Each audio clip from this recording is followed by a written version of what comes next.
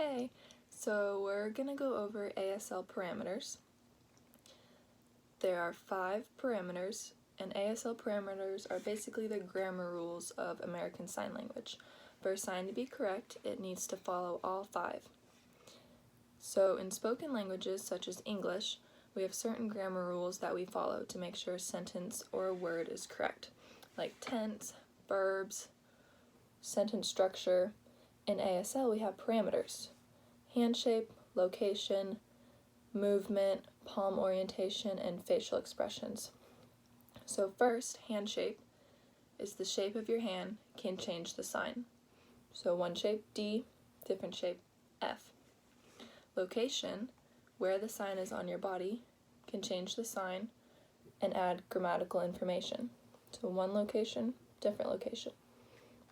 Movement, the direction that the sign moves, so like away from the body, towards the body, that carries grammatical information.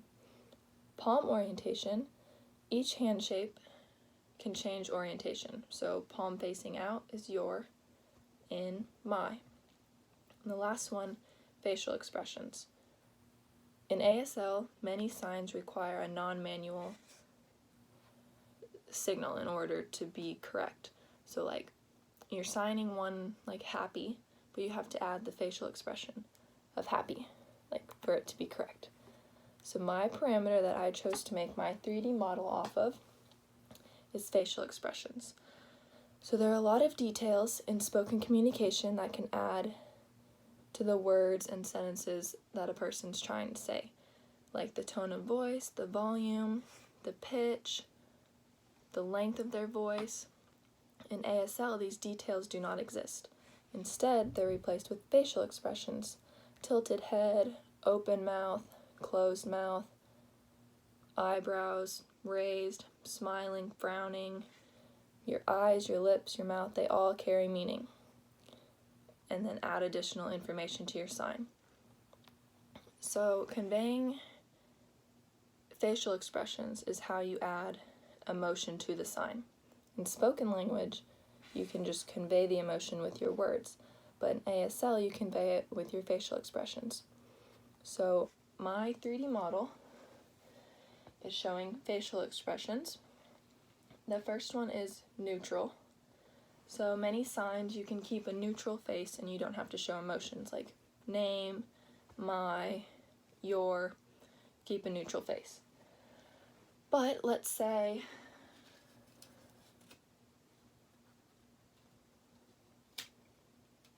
you were shocked or surprised.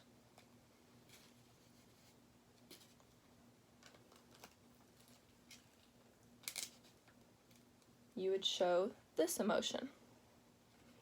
So if I'm scared or I'm surprised, my mouth is open and my eyes are open. You don't just sign scared with a neutral face. You have to show the facial expression. Another sign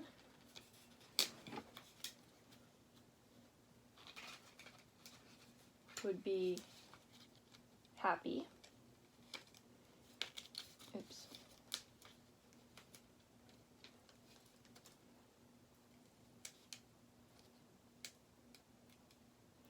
So if I am signing that I'm happy, I want to show it with my face. So happy, excited, yay, awesome. You show the happy facial expression. So smiling, eyes look happy.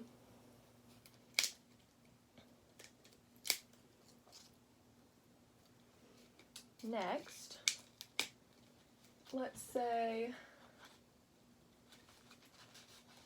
you are angry.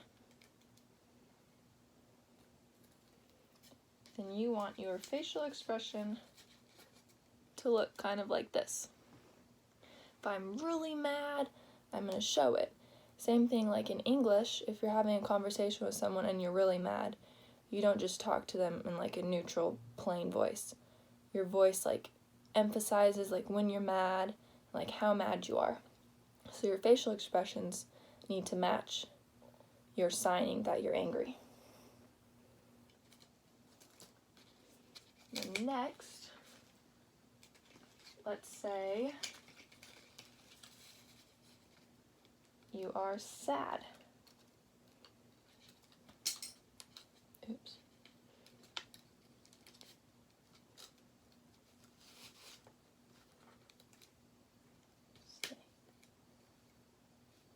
Okay, so if I am sad, I wouldn't just say in a plain, boring voice and talk about how sad I am. Your voice would show that you're sad. So same thing, facial expression. You want to show that you're sad. Like you're sad, you're lonely, you'd show it.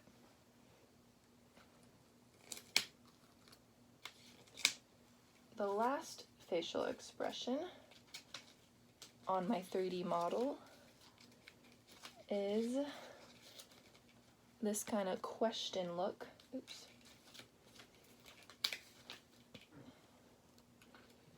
So anytime you're asking a question in sign language, you sign it and then you give like a question look, because that's showing the question word and adding your question emphasis to it. In English, you're talking and you can ask like, where are my shoes? Like questioning. So in sign language, you use your face to show the question, like what, like question, or who, question. So we have your question facial expression.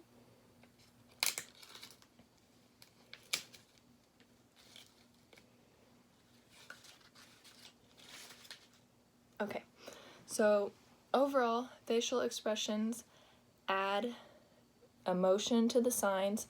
Without them, your signs would be boring and nobody would know the emotions that you're trying to get across, whether you're happy, sad, angry, surprised, questioning something.